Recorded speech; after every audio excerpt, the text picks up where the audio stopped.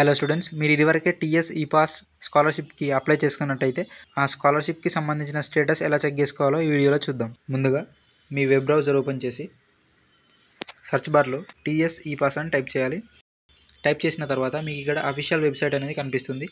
ఇక్కడ మీకు తెలంగాణ epass.cgg.gov.in ఉంది కదా, ఆ లింక్ మీద క్లిక్ చేయండి. ఇలా క్లిక్ చేసిన తర్వాత మీకు అఫీషియల్ వెబ్సైట్ అనేది ఓపెన్ అవ్వడం జరుగుతుంది. ఓపెన్ అయిన తర్వాత ఇక్కడ చాలా ఆప్షన్స్ ఉంటాయి. చాలా ఆప్షన్లో మీరు స్క్రోల్ డౌన్ చేసుకున్నట్టయితే మీరు ఇంటర్మీడియట్, డిగ్రీ, బీటెక్ ఈ 3 చదువుతున్న వాళ్ళైతే పోస్ట్ మెట్రిక్ స్కాలర్షిప్ సర్వీస్ మీద క్లిక్ చేయాలి. లేదా మీరు 10th లోపు చదువుతున్న వాళ్ళైతే ప్రీ మెట్రిక్ స్కాలర్షిప్. మనం ఒకసారి బీటెక్ స్కాలర్షిప్ స్టేటస్ అనేది చెక్ చేద్దాం. కాబట్టి పోస్ట్ మెట్రిక్ స్కాలర్షిప్ సర్వీస్ మీద క్లిక్ చేస్తున్నాను. క్లిక్ చేసిన తర్వాత మనకి ఇంటర్ఫేస్ ఇట్లా వస్తుంది.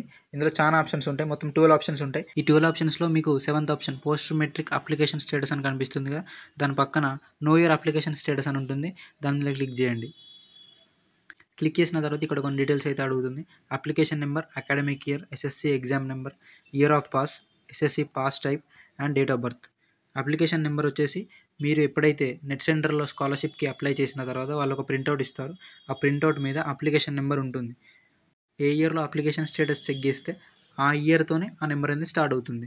సపోజ్ ఇప్పుడు 2023తోనే ఆ నెంబర్ అనేది స్టార్ట్ అవుతుంది. అది 12 డిజిట్స్ అయితే ఉంటుంది. అది ఎంటర్ చేయండి. అది ఎంటర్ చేసిన తర్వాత ఇక్కడ అకాడమిక్ ఇయర్ సెలెక్ట్ చేసుకోమని చూపెడుతుంది. నేను ఈ ఇయర్కి సంబంధించిన స్టేటస్ చెక్ చేసుకోవాలనుకుంటున్నాను కాబట్టి ఈ ఇయర్ అయితే ఎంటర్ చేశాను. దాని తర్వాత ఎస్ఎస్సి ఎగ్జామ్ నెంబర్ అన్న, SSC roll number or SSC hall ticket number అన్న ఒకటే. కాబట్టి ఇక్కడ ఎస్ఎస్సి రోల్ నెంబర్ ఎంటర్ చేద్దాం. దానికంటే ముందు ఎస్ఎస్సి పాస్ టైప్ అయితే ఎంటర్ చేయాలి. ఎస్ఎస్సి రెగ్యులరా, SSC supplementary or CBSE, ICSE ఏ బోర్డు అయితే ఆ బోర్డు ఎంటర్ చేసిన తర్వాత మీ SSC hall ticket number, roll number or exam number enter చేయండి.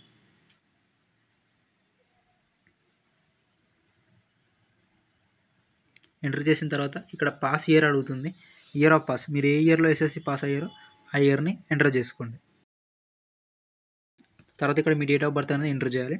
డేట్ ఆఫ్ బర్త్ ఎంటర్ చేసేటప్పుడు ఫస్ట్ అయితే డేట్ ఎంటర్ చేయాలి. దాని తర్వాత మంత్, దాని తర్వాత ఇయర్. ఇవన్నీ ఎంటర్ చేసిన తర్వాత ఇక్కడ గెట్ స్టేటస్ అని అవ్వబడుతుంది కదా, ఆ గెట్ స్టేటస్ మీద క్లిక్ చేయాలి. గెట్ స్టేటస్ మీద క్లిక్ చేసిన తర్వాత మనకి ఇక్కడ అప్లికేషన్ స్టేటస్ అనేది కనబడుతుంది.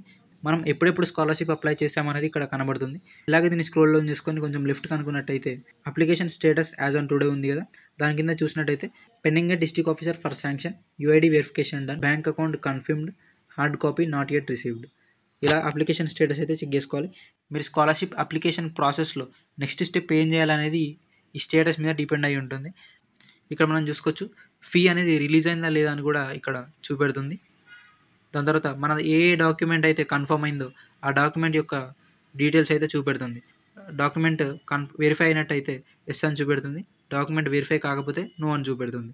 ఒకసారి మీరు మీ స్టేటస్ చెక్ చేసుకున్న తర్వాత ఆ స్టేటస్ని కామెంట్ బాక్స్లో పోస్ట్ చేసినట్టయితే మీరు చేయవలసిన నెక్స్ట్ స్టెప్ ఏంటో నేను చెప్తాను. మీ స్కాలర్షిప్లో ఏమైనా ప్రాబ్లం ఉందా, మీ స్కాలర్షిప్ పెండింగ్ ఉందా, శాంక్షన్ ఉందా, ఒకవేళ రిజెక్ట్ అయితే ఏం చేయాలి అనే స్టెప్స్ కూడా నేను చెప్తాను.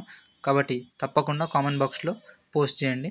ఇంకా ఈ వీడియో మీ ఫ్రెండ్స్కి షేర్ చేయండి. కామెంట్ బాక్స్లో మీ స్టేటస్ పెట్టడం మాత్రం మర్చిపోకండి.